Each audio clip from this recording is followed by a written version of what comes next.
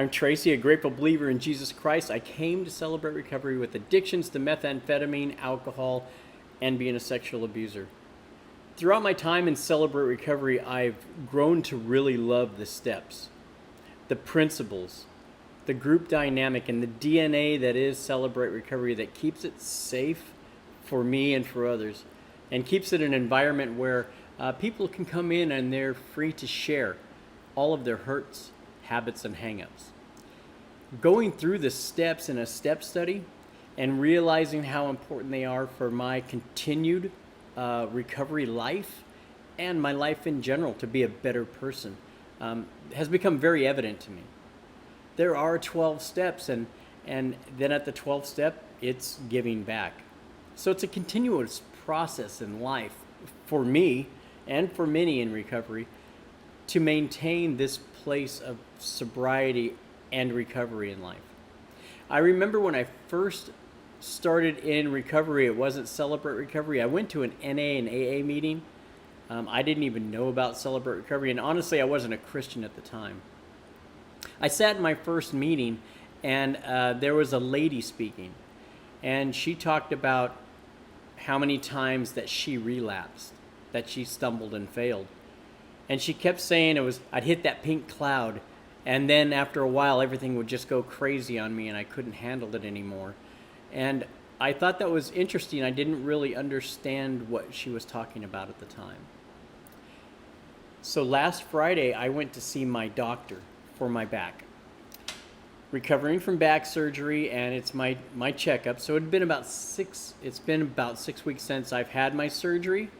So I'm seeing my doctor, and she's asking me how I'm doing. I said, I'm doing great. I'm doing good. I'm able to walk in the mornings or when it's cool, excuse me, in the evening. And so that's the one thing that I'm able to do. I can't pick things up. I can't lift any weight. I don't bend. But everything is great. And then she said, Tracy, I want you to understand this. Right now, you're on a pink cloud. You have had surgery in your back that has freed up these nerves that have been being pinched and these problems in your back, skeletal problems that have been addressed. And she goes, but there's going to come a point in time where scar tissue begins to build up and you may have some impingement and more pain. And you're going to go through physical therapy pretty soon. And that's going to create its own things for you. She said, Tracy, you're going to come to a point in time where you're going to hit a wall and you're going to want to cry. Was this worth it? And she said, Tracy, it is worth it. But I don't want you to get stuck on your pink cloud. You have a long road to hoe in front of you. So don't get carried away with it. Well, my first thought was, gee, doc, great bedside manner, right? But as I walked out of there, that phrase that she said, the pink cloud, came back to me from when I first began recovery with my addiction. The pink cloud later in my recovery became clear of what it was. It's as I began recovery from my addiction, especially a chemical or alcohol addiction, once a person gets a month or two underneath their belt of sobriety, of abstinence from any of those chemicals, they can start to see and feel things. I remember clearly, wow, food tastes better now. And I found out that I could be around people that didn't use, because when I was using, they were normies and I couldn't hang around them. I didn't have anything in common with them. I just wanted to go get high, and they were just regular people wanting to have like conversations and strange stuff like that. But as I had a couple months under my belt, I found out that I could have conversations with these people. I could sit there, and some of them were my family members who I hadn't in a long time. I avoided them. It was awesome. The reconnection, that being able to be free of the drugs. I didn't feel it grabbing at me. I like I said, food tasted good, and it's really strange, but food did taste good. I was getting back senses that I hadn't had before, so everything was fantastic. But again, I only had about 60 days sobriety. And then one day the car broke down. And then I had a problem with my daughter. And it can be a number of different things, but these are the things of life that come against. Once they come against and my senses are awake to them, I can't just ignore them and push them off and go get high or get loaded. There's pressure on there, and my pink cloud turned gray really quick. I came to a place of wondering, was it worth it?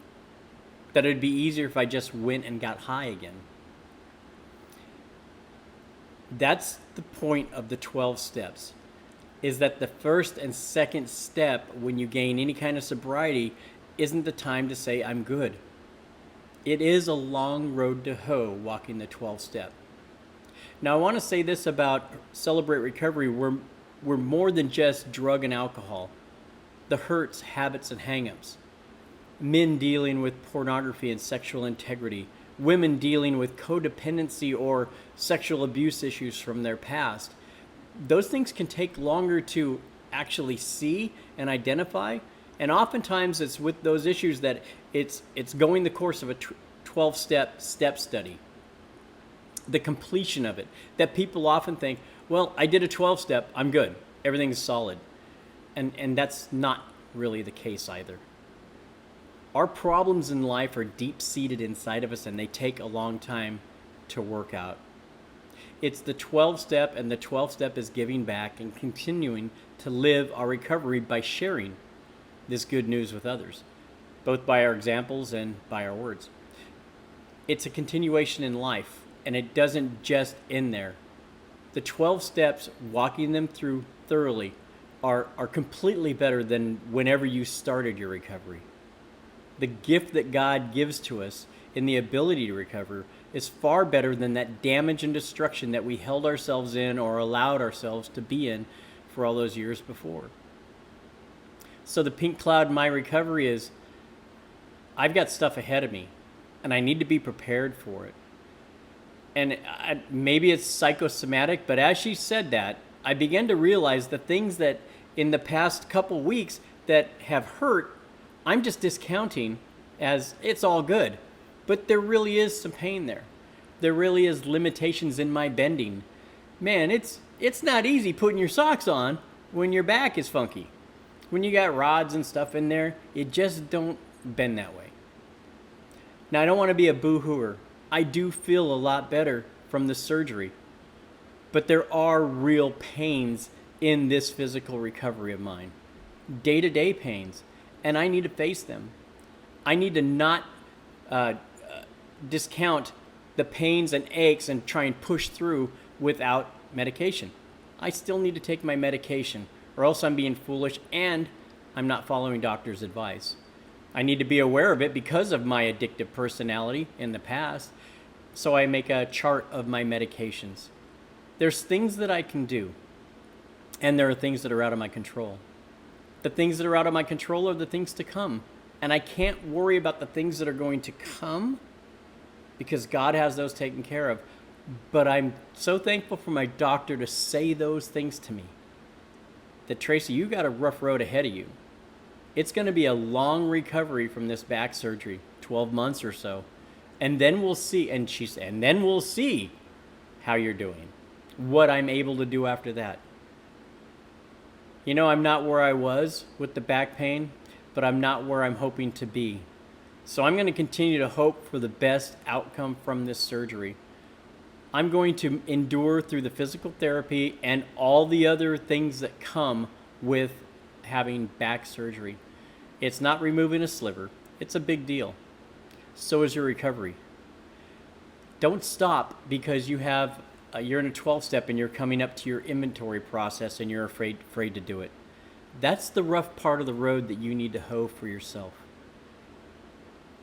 Step 1 to step 12, that plateau at 12 is so much better. And then you begin to live your recovery towards other people. That's what it's all about. Nothing is totally easy in this life because we live in this world that has fallen into sin. Until the Lord Jesus Christ comes to take us home, we have to deal with this. So we need tools, we need people, and we need common sense speak to us of, right now you're just on a pink cloud. For those of you that have been in recovery for a long time, and because of the pandemic we haven't been meeting, I'm wondering if any of you are experience any of that pink cloud inside of you because you've done a step study or you've led a step study and now you're okay, or the things that are coming up you're just kind of pushing them down. I hope not. And I hope as we begin to open up more and more that you're able to talk with people and to get these things out. That pink cloud will turn gray, but the sun will come out tomorrow if you keep walking the road. I'm going to persist and persevere. I'm going to keep pushing forward with doctor's advice, with the wisdom that's being handed to me. I know what recovery is like from addiction, and I'm holding out all hope for good recovery in my back. But today there are struggles. So I'd appreciate your prayers as I continue to pray for all of you who are in recovery. My name is Tracy, and I'm a grateful believer in Jesus. I came to celebrate recovery with a bunch of junk, and I'm still working on my recovery with my back too. I hope you have a great week coming up, and I want you to remember that God loves you, and I love you, and there's nothing you can do about that. Be well this week.